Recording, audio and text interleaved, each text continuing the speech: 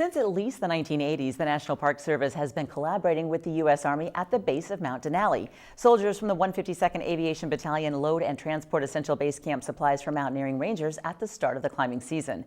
In return, the Army gets to train in Park Service airspace over the Alaska Range for up to 2 weeks.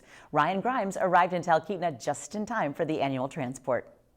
Yesterday, Army soldiers and Park Service rangers met at the Talkeetna airfield by 3 Chinook helicopters. Their job for the day was to deliver propane, medical supplies, communications equipment, and food to the Talkeetna Glacier. The soldiers in the 152nd Aviation Battalion Bravo Company say they treat the transport as an annual military training exercise. We can handle pretty much as they can fit in because most of the stuff is not heavy equipment. Each piece obviously combined, the sum of it is pretty heavy. We can get up to 50,000 pounds totally gross weight with a helicopter and cargo. Specialist Mark Adderholt has trained in the Alaska Range extensively thanks to the Army's collaboration with the Park Service. However, Adderholt has never done a supply drop at such high altitudes before.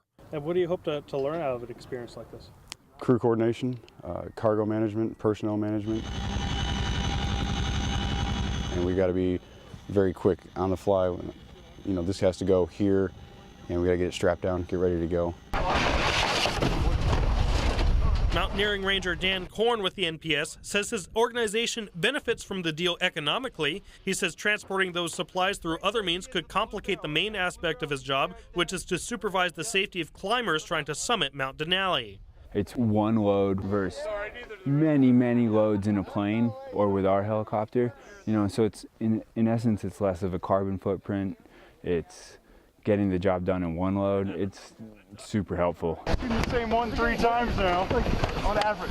It took the Park Service and the Army about 2 hours to unload and tie the supplies together. Much of it is now set to be flown by the NPS to another base camp at a higher altitude. Specialist Adderholt said he did not anticipate the true difficulty of his mission.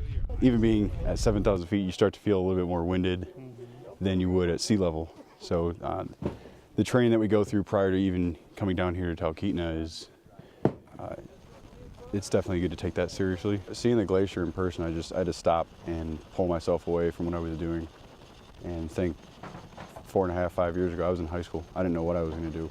And to talk to my friends back home, they're still doing the same thing. And I've already done more in the past 5 years than what I would have ever imagined. This is Ryan Grimes reporting.